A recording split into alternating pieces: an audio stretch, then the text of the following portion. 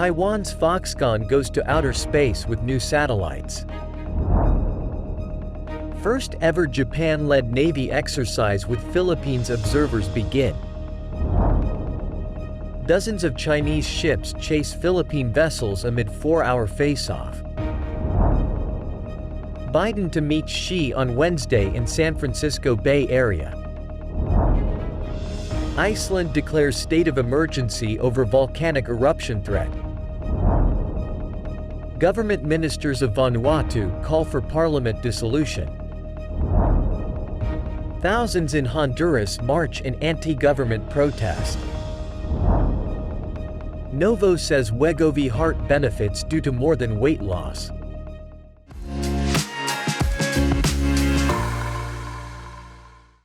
Hello, I'm Johnny. Thank you for joining us on Funday News. It's Monday, November 13th, and here are your top stories. 2 prototype low Earth orbit satellites made by Hong Hai Precision Industry Co., better known as Foxconn, took off aboard a SpaceX rocket from Vandenberg Space Force Base in Southern California last Saturday. Foxconn is aiming to demonstrate that it has satellite technology to tap growing demand for communications from space. The launch of the LEO satellites marks a key moment for the world's biggest producer of iPhones as it diversifies into new sectors. The satellites, co-developed with Taiwan's National Central University, are the size of a backpack, weigh about 9 kilograms each and carry cameras, communication devices and other equipment. They are designed to orbit Earth every 96 minutes at an altitude of 520 kilometers. Taiwan is working on a plan to launch its first LEO communication satellite to develop space-based alternatives to the undersea cable's internet connections. Foxconn is betting it will be able to make satellites primarily for corporate and government clients. Japan's Navy on Saturday announced the start of a joint annual military exercise, with the Philippines observing the operations for the first time as the two countries seek closer maritime cooperation. Japan Maritime Self-Defense Force Vice Admiral Akira Saito told reporters the Japan-led annual LAX exercise started last Friday with operations conducted by the naval forces of the United States, Australia, and Canada, with the Philippines attending as an observer. The two countries also announced the start of negotiations for a reciprocal military access agreement. Aboard the USS Carl Vinson as it sailed in an undisclosed location in the Pacific Ocean, Saito said, "The Philippines is a very important country for us, and we are looking to coordinate with their Navy at every possible opportunity."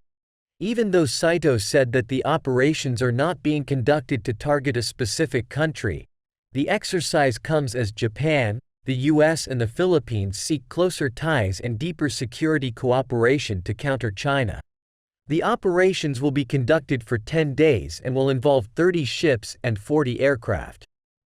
Dozens of Chinese Coast Guard and accompanying ships chased and encircled Philippine vessels in the latest confrontation in one of the most dangerous flashpoints in South China Sea, as a U.S. Navy surveillance plane flew in circles, keeping a close watch during last Friday's 4-hour face-off in the high seas.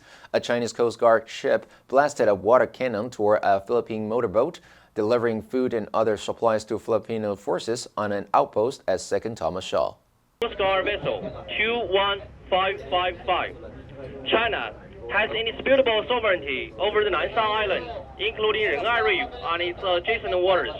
Despite the Chinese blockades and coercive maneuvers, the Philippine contingent managed to deliver supplies to the handful of Filipino Marines aboard the BRP Sierra Madre and left without incident.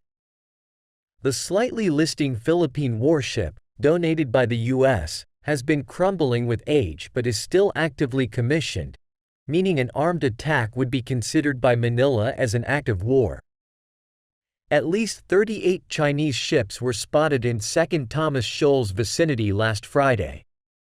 The White House said that President Joe Biden will meet Chinese President Xi Jinping face-to-face for the first time in a year on Wednesday in high-stakes diplomacy aimed at curbing tensions between the world's two superpowers. Reuters said that the closely watched interaction on the sidelines of the Asia-Pacific Economic Cooperation Summit in the San Francisco Bay Area could last hours and involve teams of officials from Beijing and Washington. Senior Biden administration officials said it is expected to cover global issues from the Israel-Hamas war to Russia's invasion of Ukraine, North Korea's ties with Russia, Taiwan, the Indo-Pacific, human rights, fentanyl, artificial intelligence, as well as fair trade and economic relations. The White House confirmed the day of the meeting in a statement last Friday. The Chinese Foreign Ministry said last Friday that Xi would visit the United States November 14 to 17, attend the APEC summit and meet with Biden.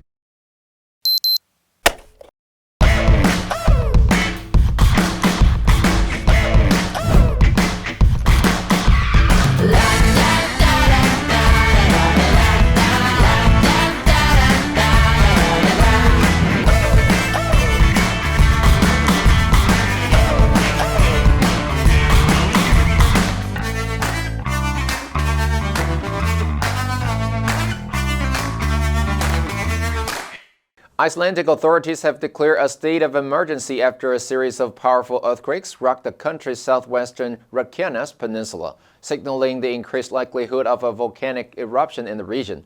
In a statement, the Icelandic Department of Civil Protection and Emergency Management said the national police chief declares a state of emergency for civil defense due to the intense earthquake at Stankukarkirkar, north of Grindavik. The administration warned earthquakes can become larger than those that have occurred, and this series of events could lead to an eruption. The Icelandic Met Office, EMO, said an eruption could take place in several days. The EMO noted an accumulation of magma underground at a depth of about 5 kilometers. Should it start moving towards the surface, it could lead to a volcanic eruption. Since late October, 24,000 tremors have been registered on the peninsula. Government ministers in the Pacific nation of Vanuatu are asking the president to dissolve parliament, adding to political disarray after lawmakers introduced a no confidence against the prime minister. Local media said last Saturday national elections would be held if President Nike Vorobaravu dissolved the parliament and the government headed by Prime Minister Shalo Selwai. Selwai would be removed if legislators adopted the no confidence motion filed earlier in the week. On Saturday, the Vanuatu Daily Post reported that Prime Minister Selwai met with President Vorobaravu last Friday after the Council of Ministers, which is appointed by the Prime Minister, recommended Parliament's dissolution. According to the newspaper, the ministers said a new government would give the country a better chance to recover from recent cyclones and economic struggles. Vanuatu, which gained independence in 1980, has had 3 prime ministers since August. Thousands of people took to the streets of the Honduran capital last Saturday in anti-government protest against leftist President Xiomara Castro, angered by attempts to engineer what they say is an unconstitutional power grab. In a demonstration sponsored by opposition parties, protesters in the Central American country accused the Castro government of seeking to transform Honduras by handpicking public officials. Roughly 10,000 people gathered in Tegucigalpa, the capital, in a march that ended without incident. President of the right-wing National Party David Chavez told reporters last Saturday, "We are here in defense of democracy because we do not want a dictatorship in Honduras like those in Cuba, Venezuela and Nicaragua, which is what the leftist government of President Xiomara Castro is leading us to." The opposition protest was sparked after the ruling party elected a new interim chief prosecutor on November 1, without holding a congressional vote. The opposition claims the move was unconstitutional. Novo Nordisk last Saturday said the heart protective benefits of its widely popular Wegovy obesity treatment are due to more than weight loss alone. According to new data, the heart risk difference between patients who received Wegovy and those on placebo began to appear almost immediately after starting treatment. Novo said that given that patients had not started losing weight when the cardiovascular benefits first appeared, it suggests the heart protection was not purely the result of weight loss. In the study of overweight and obese patients based on body mass index who had pre-existing heart disease but not diabetes, Wegovy reduced the risk of non-fatal heart attack by 28%, non-fatal stroke by 7% and heart-related death by 15% compared to a placebo. Novo Nordisk's head of development Martin Lang said in an interview, "The cardiovascular benefit of Wegovy is a combination of many factors, but I would call out glycemic, blood sugar, control, weight loss and inflammation." The answer for last Friday was A, sensitive. This sensitive book tackles the delicate issue of adoption with care and simplicity. Did you answer correctly? Now let's delve into the news of Iceland declaring state of emergency. Number 1, likelihood. 可能,可能性. In all likelihood, the meeting will be cancelled. Number 2, intense. 十分强烈的. The president is under intense pressure to resign. Number 3, accumulation. 积聚,积累,累积. The rate of accumulation decreases with time. Next, we have a multiple choice question for everyone to practice. Which answer would you choose? You can write your answer in the comment section. The correct answer will be announced tomorrow. And that's all for today's Funday News. Be sure to tune into Funday News from Monday to Friday and click the link below to join Funday for free. I'm Johnny Wu, your host. I will see you next time.